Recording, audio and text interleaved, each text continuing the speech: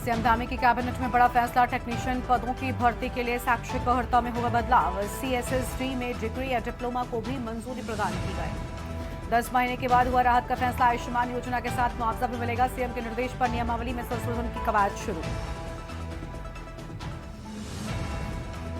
Uniform civil code पर गणेश गोदयाल का सरकार पर तंज, मुद्दों से जनता का ध्यान मोड़ने के लिए यूसीसी एकजुट होकर कांग्रेस जीतेगी केदारनाथ सीट। 14.60 लाख के पार पहुंची दर्शनार्थियों की संख्या, बाजारों के साथ ही धाम में भी बढ़ी है रौनक। 4 नवंबर को शीतकाल के लिए बंद तृतीय केदार तुंगनाथ मंदिर के कपाट, 1.20 लाख से अधिक श्रद्धालु कर चुके हैं दर्शन। दीपावली से पहले खाद्य सुरक्षा विभाग अलर्ट, मिलावटखोरी को रोकने के लिए छापामार अभियान जारी, खाद्य सामग्रियों के सैंपल के साथ गड़बड़ी पर नजर। आप देख रहे हैं के न्यूज, खबरों का सारथी। नमस्कार, आप देख रहे हैं के न्यूज इंडिया। मैं हूं आपके साथ गरिमा वाजपेयी और खबर उत्तराखंड की शुरुआत करेंगे कुछ खास और बड़ी खबरों के साथ में। बड़ी जानकारी आपको हम बता दें, अहम जानकारी आपको हम बता रहे हैं। रोडवेज कर्मचारियों की परिवहन सचिव के साथ बैठक हुई है, बड़ी खबर आपको हम बता रहे हैं। नियमितीकरण, निजी बसों को परमिट न देने की मांग, बड़ी खबर आपको हम बता रहे हैं।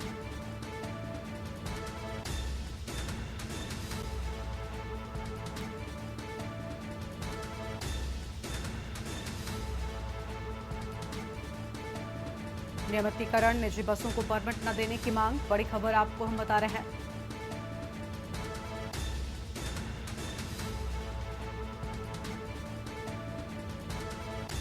रोडवेज कर्मचारियों ने हड़ताल वापस ली, परिवहन सचिव पी के संत से बातचीत में बनी सहमति। रोडवेज कर्मचारियों की परिवहन सचिव के साथ हुई बैठक।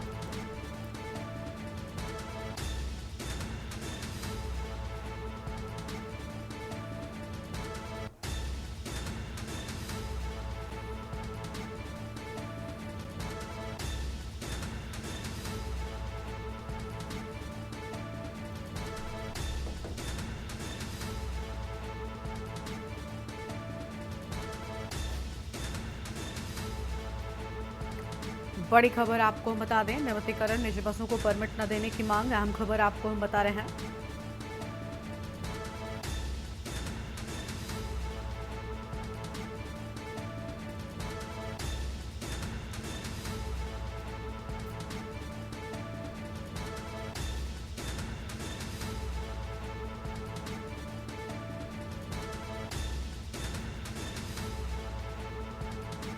बड़ी जानकारी आपको हम बता दें, नियमितीकरण, निजी बसों को परमिट न देने की मांग से जुड़ी बड़ी जानकारी आपको हम बता रहे हैं।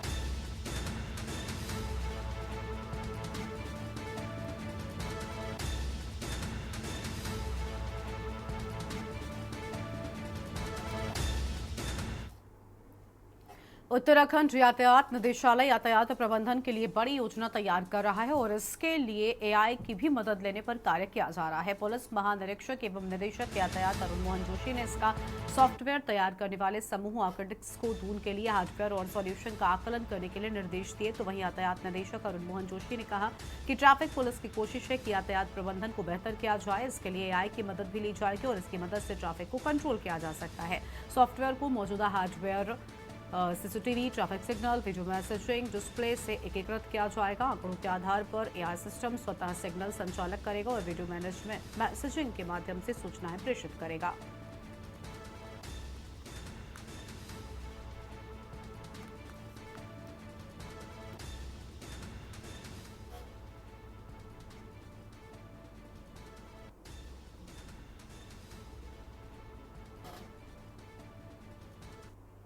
फोकस है जो ट्रैफिक को हम कैसे बेहतर कर सकते हैं, उसको बेहतर करने के लिए हम पे संसाधन क्या क्या हैं। संसाधन जो मैन पावर के टर्म्स में भी हमारे पास है, इसके अलावा जो इंफ्रास्ट्रक्चर है, रोड्स हैं, पार्किंग है, उनको एग्जामिन करना है।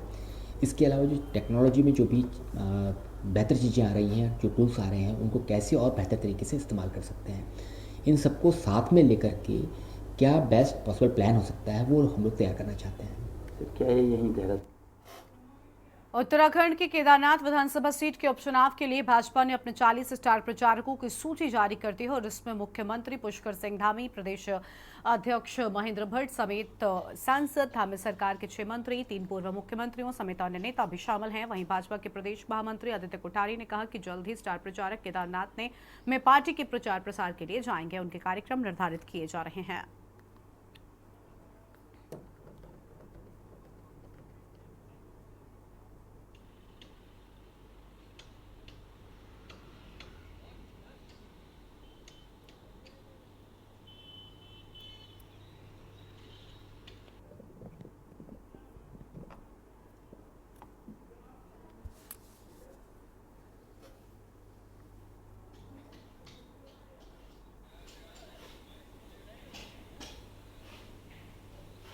भारतीय जनता पार्टी ने केदारनाथ विधानसभा चुनाव की दृष्टि से अपनी पूरी तैयारी कर ली है और उसके लिए चुनाव आयोग के द्वारा नाम स्टार प्रचारकों के रूप में मांगे गए थे। तो भारतीय जनता पार्टी ने अपने वरिष्ठ नेताओं के 40 नेताओं के नाम भेजे थे और चुनाव आयोग के द्वारा 40 वरिष्ठ नेताओं को स्टार प्रचारक के रूप में अपनी स्वीकृति दी है और हम लोग यथाशीघ्र प्रत्याशी का चयन हमारा केंद्रीय पार्लियामेंट्री बोर्ड करके उसकी घोषणा हो जाएगी और 29 तारीख को अंतिम दिन है नामांकन का, तो उससे पहले ही जो है सारी प्रक्रिया पूरी होगी।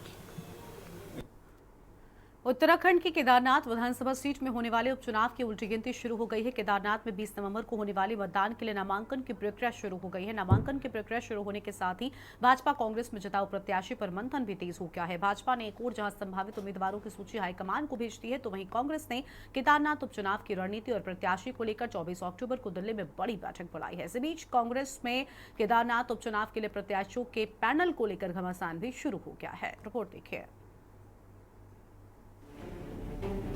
केदारनाथ विधानसभा सीट पर होने वाले उपचुनाव के लिए समय बेहद कम है। 20 नवंबर को होने वाले मतदान के लिए भाजपा कांग्रेस में तैयारियां तेज है। इस बीच भाजपा ने अपने प्रत्याशियों का पैनल हाईकमान को भेज दिया है, जबकि कांग्रेस की गुरुवार को दिल्ली में बड़ी बैठक होने जा रही है। इस बैठक में केदारनाथ उपचुनाव की रणनीति और प्रत्याशी को लेकर मंथन किया जाएगा। वहीं प्रत्याशी चयन से पहले भाजपा में प्रेशर पॉलिटिक्स भी शुरू हो गई है। दरअसल केदारनाथ सीट से 2 बार निर्दलीय उम्मीदवार के तौर पर चुनाव हार चुके कुलदीप सिंह रावत के तेवरों से भाजपा में बेचैनी है। लोकसभा चुनाव के दौरान भाजपा में शामिल हो चुके कुलदीप उपचुनाव में टिकट न मिलने पर बड़ा कदम उठाने की चेतावनी दे रहे हैं। अभी इस बीच मेरे 1.5 महीने से कुछ समर्थन कार्यक्रम हुए हैं, जिसमें जनता बहुत खुल के आई है, महिलाएं आई हैं, युवा आए हैं। उनकी एक उम्मीद है कि अगर आप हमारे क्षेत्र पर आपको मिलता है, आप कुछ बहुत अच्छा कर पाएंगे, क्योंकि मैंने समाज सेवक था, बहुत सारे काम वहाँ पे किए हैं। अब जो व्यक्तिगत स्तर के होते हैं, जैसे अनाथ बच्चों को गोद देना, गरीब लड़कियों को शादी करवाना, किसी गरीब का इलाज करवाना, विधवा बहनों की मदद करना, धार्मिक कार्य में सहयोग करना, खेल कूद में सहयोग करना, ऐसे मैंने कई काम वहाँ पे किए हैं।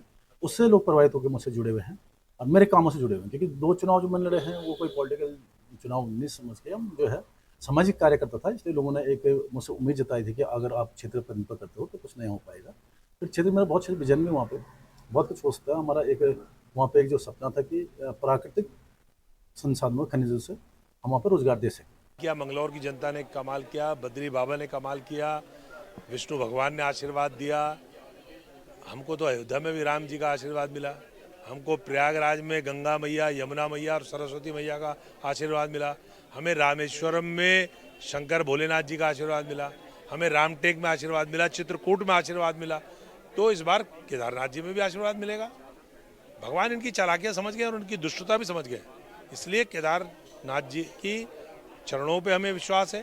केदारनाथ जी की जो दिव्य जनता है उन पे भी हमें भरोसा है। देखिए, भारतीय जनता पार्टी का प्रदेश नेतृत्व नामों का पैनल केंद्रीय नेतृत्व को भेज चुका है और आपको मालूम है कि पूरे देश में लगभग 50 उपचुनाव हैं और झारखंड और महाराष्ट्र के विधानसभा के चुनाव हैं, तो सभी पर प्रक्रिया जारी है और अभी आज नामांकन प्रारंभ हुआ है, अभी 1 सप्ताह है। तो नामांकन की तिथि तक निश्चित रूप से प्रत्याशी की घोषणा होगी, मंथन के बाद होगी। कहीं कोई पेच नहीं है, पार्टी में पूरी पारदर्शिता है निश्चित रूप से जीतने वाले प्रत्याशी की भारतीय जनता पार्टी घोषणा करेगी। आपको बता दें कि इसी साल 9 जुलाई को केदारनाथ से भाजपा विधायक सैलारानी रावत के निधन के कारण केदारनाथ विधानसभा सीट खाली हुई थी। वहीं चुनावी तारीखों के ऐलान के साथ ही भाजपा कांग्रेस ने प्रत्याशियों के नामों पर मंथन जारी है। इस बीच कांग्रेस में केदारनाथ उपचुनाव के लिए प्रत्याशियों के पैनल को लेकर घमासान भी शुरू हो गया है। दरअसल कांग्रेस के वरिष्ठ पर्यवेक्षक गणेश गोदियाल ने सोमवार को प्रत्याशियों का पैनल सीधे कांग्रेस की प्रदेश प्रभारी कुमारी सैलजा को भेज दिया था। इस पर कांग्रेस प्रदेश अध्यक्ष करण माहरा ने कड़ी आपत्ति जताई। बताया जा रहा है कि कांग्रेस पर्यवेक्षकों ने अपनी रिपोर्ट में 13 दावेदारों के नाम भेजे हैं। प्रभारी कुमारी सैलजा को पैनल के संबंध में क्या रिपोर्ट भेजी गई है, प्रदेश कांग्रेस कमेटी को इसकी भनक तक नहीं है।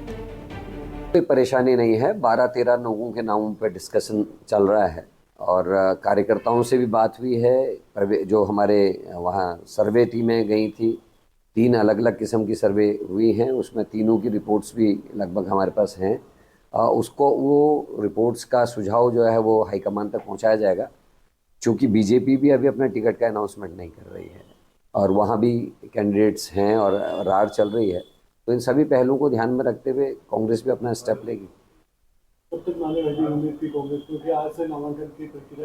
देखिए 24 को हम लोग बातचीत कर लेंगे वहाँ, और उसके बाद जो भी तय होगा, क्योंकि वो एकदम से खुलासा नहीं करेंगे। हम भी बीजेपी की रणनीति के तहत ही अपना काम करेंगे और बीजेपी हमारी रणनीति के तहत काम करना चाह रही है। अब ये राजनीति है, इसमें देखेंगे सही समय पे सही फैसला लिया जाए। कांग्रेस तो अपने उलझनों में, अपने आपस की गुटबाजी में उलझी हुई है और जो जानकारी में आ रहा है, उनके प्रदेश अध्यक्ष ने भी कई तरह के आरोप अपने नेतृत्व पर लगाए हैं। बड़े दुर्भाग्यपूर्ण स्थिति सी है। ये मीडिया के द्वारा ही प्रचार प्रसारित है, वास्तविकता में ऐसा कुछ नहीं है। कांग्रेस में चूँकि डेमोक्रेसी ज़्यादा है, हर चीज़ बाहर आ जाती है, हर चीज़ खुली चर्चा होती, खुली किताब की तरह से, इसलिए और मीडिया को बहाना मिल जाता है, तो बहाना मात्र है, कुछ नहीं। पार्टी अनुशासित है। रिपोर्ट ऑब्जर्वर्स की, अल्टीमेटली रिपोर्ट दिल्ली भेजेंगे तो भी अध्यक्ष को आएगा, अध्यक्ष के थ्रू जानी चाहिए जो व्यवस्थाएं हैं, तो वो उसमें कोई सा मामला, सब मामला सॉल्व हो जाएगा। ये तो मीडिया और विपक्ष ने थोड़ा हवा दे दी। विपक्ष के बहुत कमज़ोर है वहाँ, कांग्रेस चुनाव जीतने जा रही है केदारनाथ। कुल मिलाकर केदारनाथ उपचुनाव के लिए उल्टी गिनती शुरू हो गई है। नामांकन प्रक्रिया गतिमान है, तो वहीं भाजपा कांग्रेस में प्रत्याशियों को लेकर मंथन भी चल रहा है। साथ ही दोनों ही दल जीत का दावा भी कर रहे हैं। इस बीच कांग्रेस में प्रत्याशियों के पैनल को लेकर शुरू हुआ घमासान पार्टी के लिए अच्छे संकेत नहीं है। वहीं भाजपा चुनावी तैयारियों के लिहाज से काफी आगे है और अब भाजपा ने 40 स्टार प्रचारकों की बड़ी फौज भी चुनावी मैदान में उतार दी है। देखना होगा केदारनाथ उपचुनाव का परिणाम किसके पक्ष में जाता है। Uttarakhand desk report. और यहाँ पर रुकते हैं एक छोटे से ब्रेक के लिए। आप देख रहे हैं के न्यूज, खबरों का सारथी। केसरिया से मन जोगी हुआ रे, दिल झूमे देखो पतवारा हुआ रे। केसरिया से मन जोगी हुआ। हर पल मनाओ केसरी त्योहार। विमल, बोलो जुबां केसरी।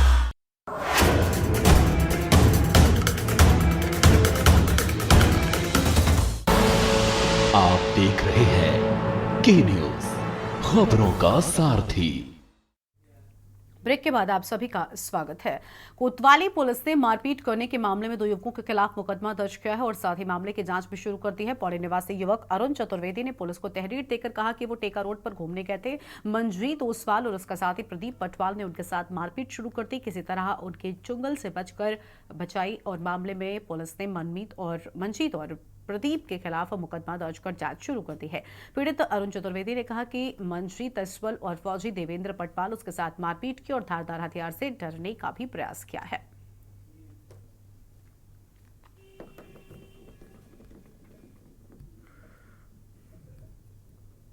ये 19 तारीख शाम 6 बजे की बात है। मंजीत तस्वाल और प्रदीप पटवाल ने मेरे साथ मारपीट की। मुझे अलग से लेके गए मारने के चक्कर से। इन्होंने मुझसे मारपीट वगैरह की है, अभद्र भाषा का व्यवहार किया है। ऊपर से इन्होंने मुझे धारदार हथियार से मारने की भी कोशिश की गई। साथ ही साथ इन्होंने मेरा वीडियो बनाया है और एक मार रहा था, दूसरा वीडियो बना रहा था। इनसे मुझे पहले भी से भी जान की खतरा है, और दूसरा क्या है कि इनके पहले ही पे काफ़ी मामले दर्ज हैं, आपराधिक मामले दर्ज हैं। इसमें तत्काल जो है FIR पंजीकृत कर दी गई है, और जो है स्थानीय व्यक्ति थे हमारे, उनके साथ मारपीट का मामला था, तो उसमें अग्रिम वैधानिक कार्रवाई जारी है और विवेचना जो है थाना स्तर से की जा रही है। देखिए, तहरीर के अनुसार जो रेलेवेंट सेक्शन थे BNS के, उनके अंतर्गत मुकदमा पंजीकृत है, और अभी अग्रिम विवेचनात्मक कार्रवाई में अगर कुछ प्रकाश में आता है कि धारदार हथियार या जो भी अन्य धाराएं होंगी उनकी बढ़ोतरी की जाएगी। नैनीताल के राज्य अतिथि गृह में जिलाधिकारी वंदना सिंह ने जल जीवन मिशन के कार्यों की समीक्षा करते हुए कार्यदायी संस्थाओं की लेट लतीफी पर नाराजगी जताई है। उन्होंने पेयजल योजना का निर्माण कार्य, जियो टैग और हर घर जल प्रमाण पत्र लेने का कार्य पूर्ण न करने वाली पेयजल निगम और जल संस्थान के डिवीजनों का लक्ष्य तय करने, जवाबदेही तय करने के निर्देश भी दिए हैं। जिलाधिकारी की अध्यक्षता में राज्य अतिथि गृह सभागार में जल जीवन मिशन के कार्यों की समीक्षा बैठक आयोजित की गई। इस मौके पर जिलाधिकारी ने कार्यदायी संस्थाओं को जल जीवन मिशन के कार्यों को शीघ्रता से पूर्ण करने के निर्देश भी दिए हैं।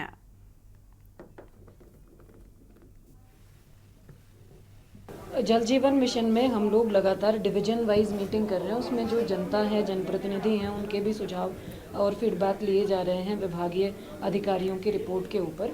तो पहले हमने 2 माह पूर्व सभी डिवीजन्स की अलग अलग ब्लॉक वाइज मीटिंग करी थी, जिसमें गाँव से प्रधानों को भी बुलाया गया था, जनप्रतिनिधियों को भी बुलाया गया था। तो आज उसी का जो रिव्यू है वो हमने किया था। जो समस्याएं उस दिन वहाँ प्रधानों ने मीटिंग में उठाई थी, उसको आज हम लोगों ने यहाँ रिव्यू किया है। ज़्यादातर इश्यूज़ पर काम हुआ है, प्रधानों से हमने बात भी करी है रैंडम 1-2 गाँवों में। तो ज़्यादातर इश्यूज़ पर विभागों ने काम किया है। जो रह गए हैं उन पर भी विभाग काम करेंगे। जहाँ बॉन्ड निरस्तीकरण करने के लिए कहा गया है, लंबे समय से काम रुका हुआ है और विभाग जो है ठेकेदार काम नहीं कर रहे हैं, उसमें भी विभागों ने अपने प्रपोजल भेजे हैं। कुछ जगहों पर योजनाओं के बॉन्ड निरस्त भी हुए हैं। पौड़ी में 6 सूत्रीय मांगों को लेकर जिला पंचायत सदस्यों का धरना बुधवार को जिला पंचायत अध्यक्ष के आश्वासन के बाद स्थगित हो गया। सदस्यों ने कहा कि समस्याएं हल नहीं होने पर फिर से धरना शुरू किया जाएगा। पौड़ी में बीते 8 दिनों से जिला पंचायत की कार्यप्रणाली से खफा सदस्य अपनी मांगों को लेकर धरना दे रहे थे।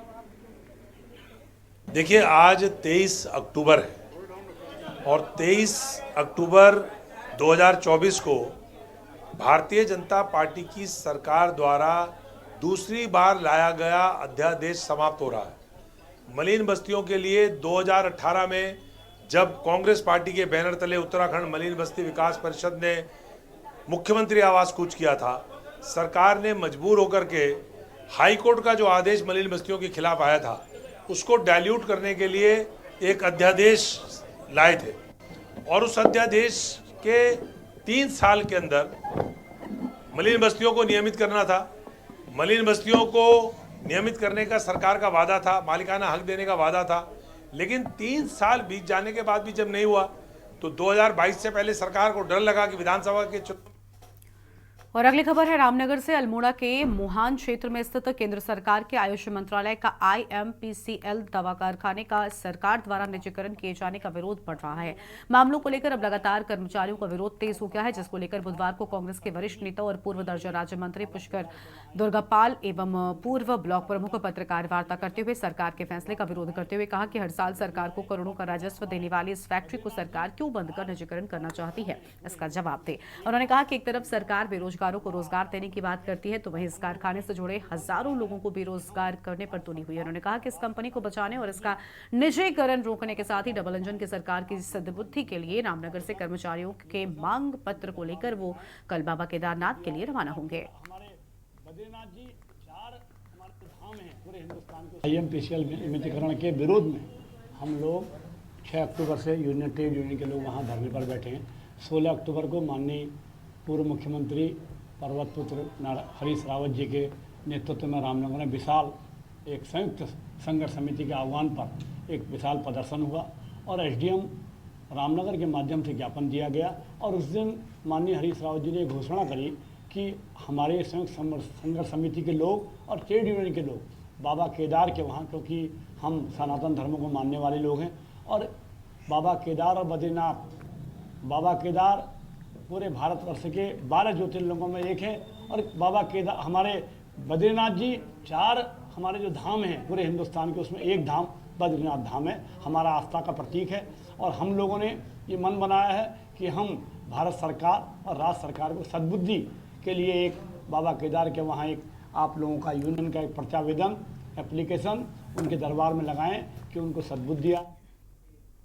पौड़ी जिले में न्यार उत्सव 2024 की तैयारियों को लेकर जिलाधिकारी डॉक्टर आशीष चौहान ने मंगलवार को व्यास घाट स्थित कार्यक्रम स्थल बागी गांव में पहुंचकर व्यवस्थाओं का जायजा लिया है। उन्होंने माननीय मुख्यमंत्री के प्रस्तावित भ्रमण को लेकर हेलीपैड से कार्यक्रम स्थल तक पैदल मार्ग, स्टेज, पंडाल सहित आपको बता दें कि व्यू पॉइंट आरती स्थल का निरीक्षण भी किया है। और न्यार उत्सव का आयोजन 24, 25 व 26 अक्टूबर को होगा। नयार उत्सव हम लोग वहाँ सेलिब्रेट कर रहे हैं और वहाँ पे ऑर्गेनाइज किया जा रहा है, जिसमें नयार और गंगा नदी के कॉन्फ्लुएंस पॉइंट या संगम स्थल पर हम लोग इसको व्यास घाट का जो पर्यटन और ऐतिहासिक महत्व है उसको एक तरीके से टूरिज्म के मैप पे हाईलाइट करने के लिए हम लोगों ने प्रोग्राम किया और ऑनरेबल CM सर के द्वारा इसका इनाग्रेशन कल किया जा रहा है।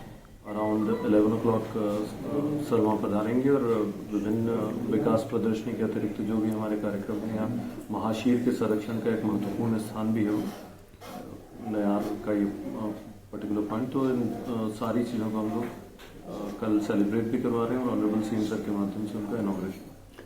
तैयारियां अंतिम चरण में और जो भी सुधार संबंधी निर्देश थे मेरे द्वारा हेलीपैड को लेके या मुख्य कार्यक्रम स्थल को लेके, जहां गंगा पूजन होना है उस जगह में जो सुधार किए जाने हैं, इसके अतिरिक्त पावर सप्लाई या वाटर सप्लाई को लेकर के कई सारे इम्पोर्टेंट डिसीजंस जो लिए जाने थे। इस बुलेटिन में इतना ही। आप देखते रहिए के न्यूज़ इंडिया। नमस्कार। आप देख रहे हैं के न्यूज़, खबरों का सारथी।